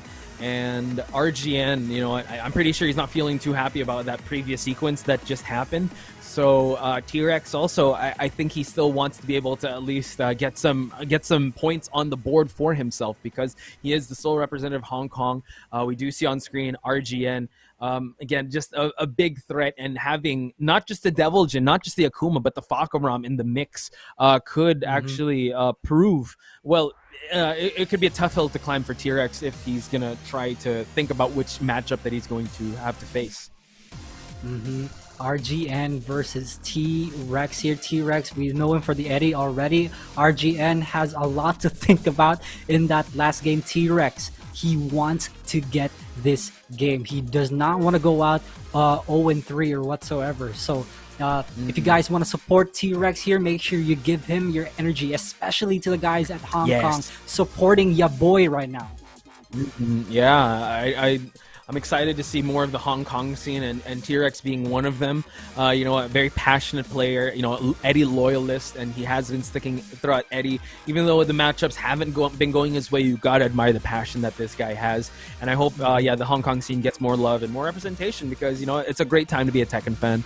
And, you know, he will have his last match between him and RGN. So I'm a little scared for T-Rex, to be honest, because I'm pretty sure RGN doesn't feel too happy about that last sequence. So now he's going to really try to make up for it. But on the flip side as well, RGN better be careful with T-Rex, because T-Rex now, he wants to make up for his previous matches. So here we are with the Leroy from RGN T-Rex. Also, again, sticks with the Eddy. So this is going to be an interesting matchup, because Relax Stance does get picked up by Leroy's down 3. So picks up or gets shut down by the down 3. Doesn't necessarily have to combo up, but, you know, a lot of decision making has to go in for T-Rex here. Yeah, and also, as you mentioned, you know, his previous game plan was go for those big mids. He's got to worry about that shotgun, the back 1+2. Also worry about the parries that Leroy presents. So a lot of factors to think about when we approach this match that is about to happen. And considering the character diversity of RGN, I'm pretty sure people in Pool B are already looking at who they think are going to be making it, because I think AK might be a surefire in. If we think about he just has one more match to face. He is going to be 2-1 if ever he does lose that one match. But yeah, I think they're already sizing up AK, but still the second placer is still up for grabs, and RGN could be one of them. And in this case, Titan Thor would not want RGN to win this match, so he can have a better and a higher chance to get into the top 2. But again, this is RGN we're talking about here. You can't count him out. T-Rex will T-Rex be the one to stop him, though? That's the question.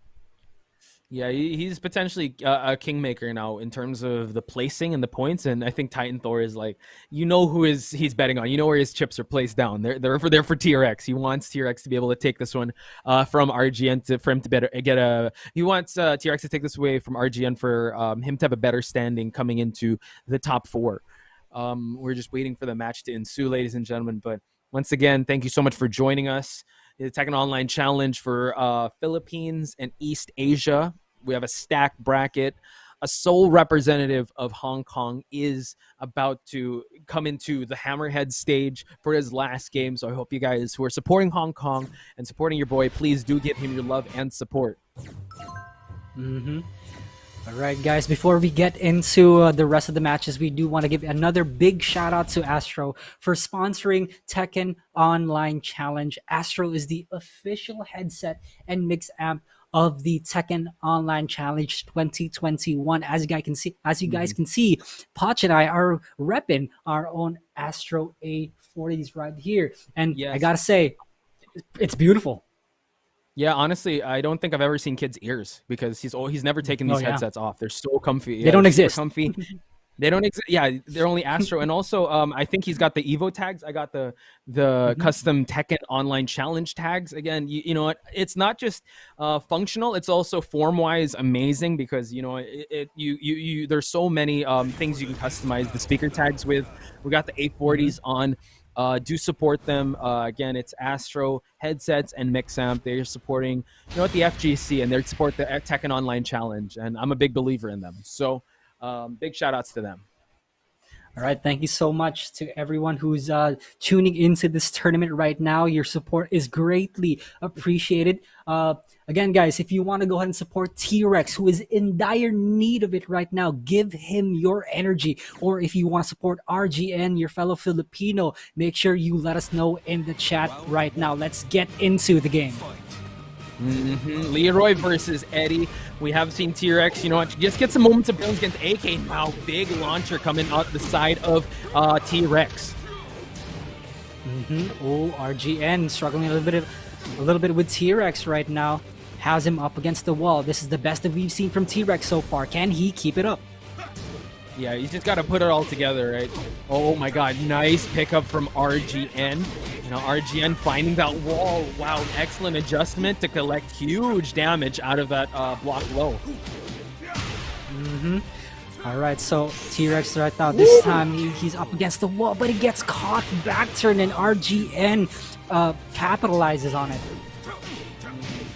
Yeah, you know, RGN, great adjustment, and now still creates his own opening here in round number 2, and just puts T-Rex in the corner situation. Tries to go for a rodeo, but then he wants to just get the real estate advantage, getting himself away from that corner. Now he just picks him out of that handstand stance. Again, down 3 will be T-Rex's worst enemy in this case. Better be careful when you go for handstand or relax stance. RGN right now playing super safe. T-Rex going in with the aggression, but he's struggling quite a bit. Back 4 finds its mark. RGN now jab floating him, trying to get the real estate advantage, and now one hit away is RGN collects the second round. And you said it best, kid. Down 3 has been the bane of this Eddy matchup. Here we go. T-Rex up against the wall though, and RGN capitalizes on it. T-Rex under a lot of pressure. RGN low parries in, and T-Rex, it doesn't look likely here for him, but he can still get this back. But the dock on RGN shuts him down once again. Yeah, Rising 2 finds its mark. RGN now just one hit away from sealing the deal. Kane gets spent, and now excellent patience there from T-Rex. Spends the drive, collects some damage here. Less than 30 seconds left on the clock, but T-Rex again, has to deal with that low, and 3 rounds straight goes to RGN. The Leroy matchup, T-Rex kind of struggled there, put under a lot of pressure, and it seemed like RGN did his homework coming into this match. And despite RGN taking that entire game with a no-round run, T-Rex still displayed a very good showing of patience right there. We've seen how he just stood still when he was throwing out the cane. And a lot of cases in that game showcased how patient of a player T-Rex is, and that could be what wins his games. It's just that he couldn't get to apply it that much because of how aggressive his opponents have been, like AK, Titan Thor, and now RGN. Yeah, again, the aggression is something to highlight, because you could be as patient as heck, but yeah, if he played that a little longer, if he had a little more life, then it could have paid off. But I think that RGN kind of sealed the deal with how much life he's gained, and he just sat on that momentum and just made sure, like, you know what, it's just one hit away. I can face a little bit of diversity. First round, actually, the first sequence, it really went in T-Rex's favor. It's just that the adjustment, you kind of see how you did mention that, you know, AK and RGN have been sparring partners, and you kind of see some shades of AK and how he just kind of sits in the lead, plays kind of stoically, but he knows when to step on the gas and actually just seize the momentum away from his opponent. Yeah, and you see a lot of options for T-Rex get eliminated because of RGN's down 3. You can get out of relaxed stance or handstand stance and get comboed in if you make the wrong decision. So our T-Rex, again, doesn't have a lot of options here. Oh no, the Death March, the marching band. RGN trying to go for a power crush, but still. Oh my god, there's going to be 7 golden letters on the side of RGN. And quick round 1. T-Rex here, backdashing away, tries to go for the orbital heal, but T-Rex tries to keep him out, but FF22 catches him. Now we see that RGN just stands transitioning away from the Hermit stance. Can't go for those lows, and T-Rex in a huge deficit now. Tried to go for the sidestep 3+4, but still no one home. RGN with a nice block here. Oh, floats him out of the leapfrog. Oh, and that closes it out to RGN running away in this set. Can T-Rex come back from this? A lot of people gotta give him your support, because again, T-Rex is struggling quite a bit here. RGN with another counter hit. Yeah, just the pressure is immense on the side of T-Rex. Nice sidestep 3+4, collects some decent damage here. RGN now has to be very careful. Oh, floats him with that knee away from the handstand stance. So many options shut down from T-Rex. RGN's got so many tools that can just stop T-Rex in his tracks, and there it is. RGN 2-0 against T-Rex, and now he is 0-3 in this pool. Potch, have anything to say about this? Yeah, it's quite unfortunate, but that's how it goes. But you know what? I just have to say big ups to T-Rex for showing us, you know, what his Eddy, and you know what he did say. He will try his best, and there's still other killers out there in the Hong Kong region in terms of Tekken. So I'm excited to see the Hong Kong region, and he did do his region proud with how he was able to represent. I think it's just today, just you saw that the homework was done against him in terms of the matchup with Eddy, right? You know what? It's tough to say, but Eddy mains out there, they're kind of struggling, but you gotta admire the loyalty coming out of T-Rex, and I'm pretty sure he's gained some fans and followers with this, and I can't wait to see him in more tournaments. But the match does go to RGN. That's right. And dude, come on, this guy's an Eddy loyalist, and he made it to top 8. That already says a lot. Despite the fact that he lost all of his matches in this pool, he fought against the top players in the Philippines right now. So he still got in here, guys. Give him some credit. T-Rex still made it out here. He showcased his skill. And now we're gonna wait and see until Hong Kong gives him their support, and then we're gonna see who the rest of the Hong Kong players are, because there's still a lot more. Again, big ups to T-Rex. Yeah, and big shout out to the Hong Kong scene as well. We can't wait to see more of you guys. Can't wait to see you guys grow. We will be moving on to the next battle, though. It's going to be Titan Thor versus AK. So this is a make or break for Titan Thor. He needs to win this match. If he actually wins this match, we're going to be a dead tie for like first, second, and third, because they'll all be 2-1s. So I wonder if he's going to be introducing that into the mix, you know, representing the Davao region. We do know him and love him as that Feng way. I wonder if he's going to get the best of AK, because we've seen a lot of players crumble in the pressure of Titan Thor. Oh, wait, sorry, also to mention, yeah, he also respects AK, so this is going to be a dream matchup for him. If he's able to get that respect out of AK for him to be able to win a match, I think this is going to be a good one to watch. Yeah, and this is the match that I've been looking forward to the most here in Pool A, simply because both of these guys are pretty damn wild. Anything can happen. And when Titan Thor did some key charge setups of his own, that was also the same time we saw AK do one of his own key charge setups. So as Shaheen at that. So this is going to be really interesting to see. I'm definitely looking forward to it. I hope chat is looking forward to it. What is interesting between the two is that AK, he usually, once he gets a wall splat, he goes for the key charge setup. We saw in the Titan Thor matchup between him and T-Rex, he was key charging in his face. Like that's how crazy Titan Thor is, because he will do that. And he's so confident in his offense. He's confident that he will evade. He'll Kempo step out of the way. He'll go for an evasive up forward 2, that armpit punch or something. He will double down on his offense any time of the day, and I'm excited to see this match. This is definitely going to be some fireworks, so I hope you guys have your popcorns ready, because this is going to be some must-see Tekken between Titan Thor versus AK. Again, if Titan Thor wins this match, he ties again with RGN. And AK, if he does win this, he's... yeah, go ahead. I'll remind you that he is also going to tie with AK, because AK is 2-0. He could serve AK's first loss, so everyone's going to be 2-1.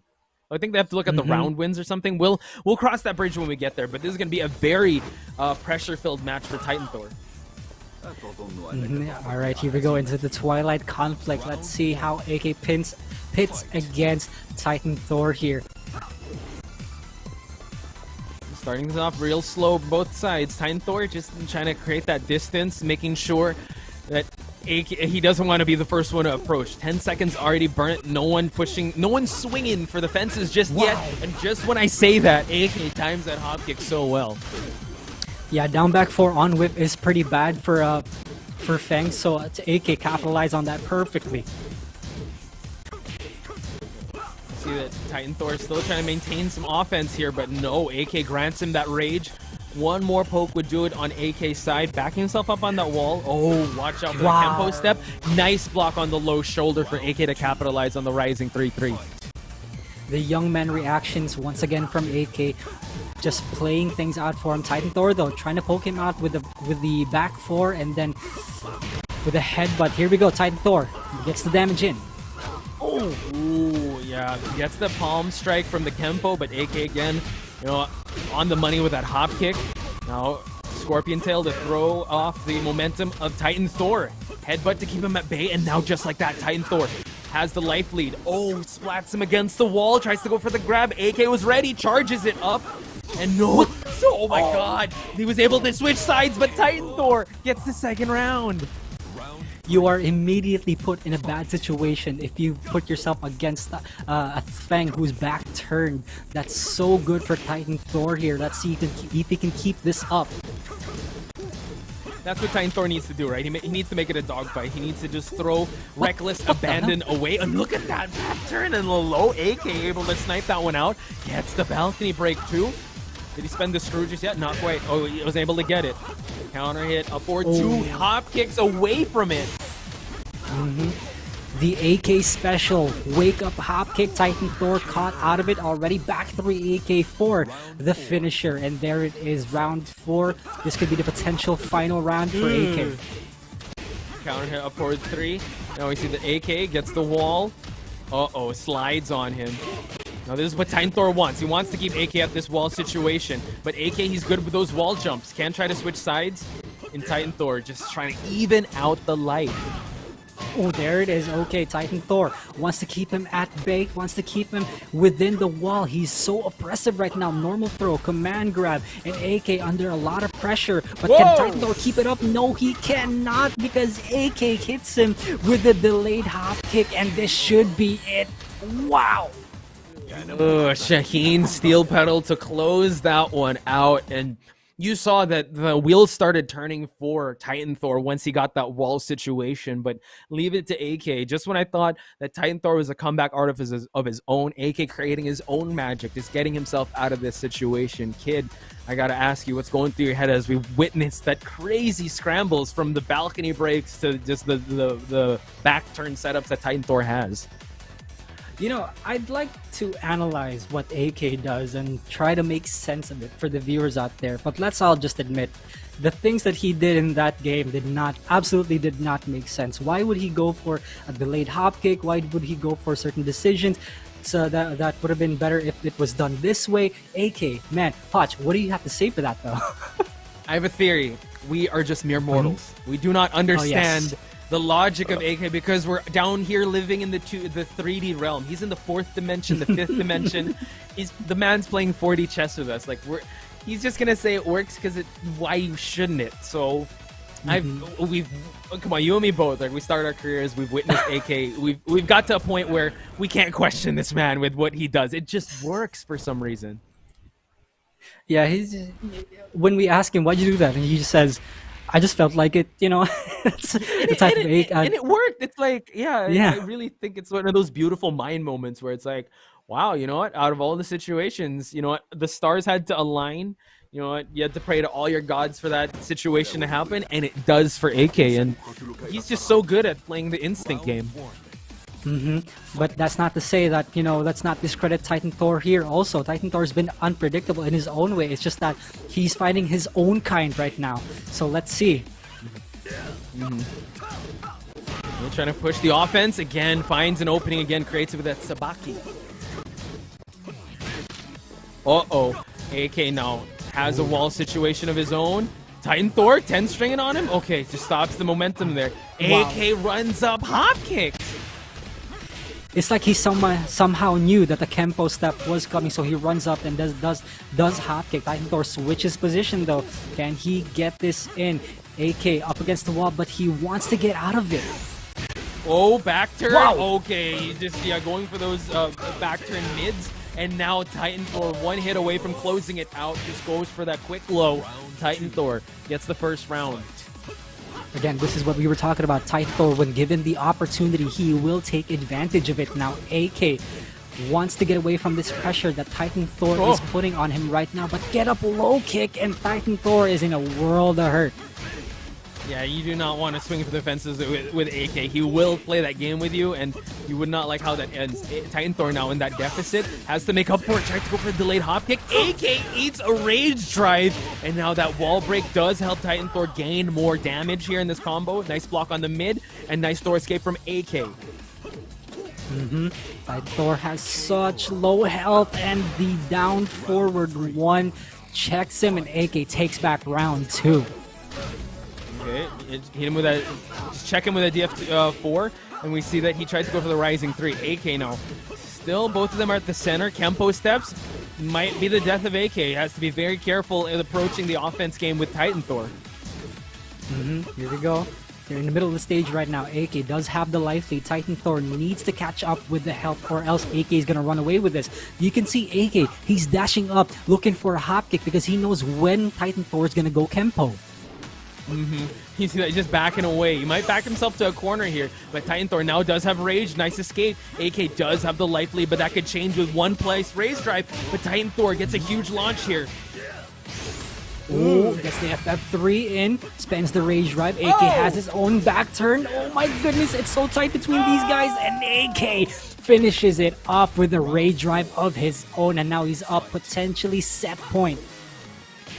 He just knows AK living in that matrix. Okay, gets the elbow, and now Titan Thor just throwing caution to the wind with his approach. Gets the palm in, and now AK with a counter hit.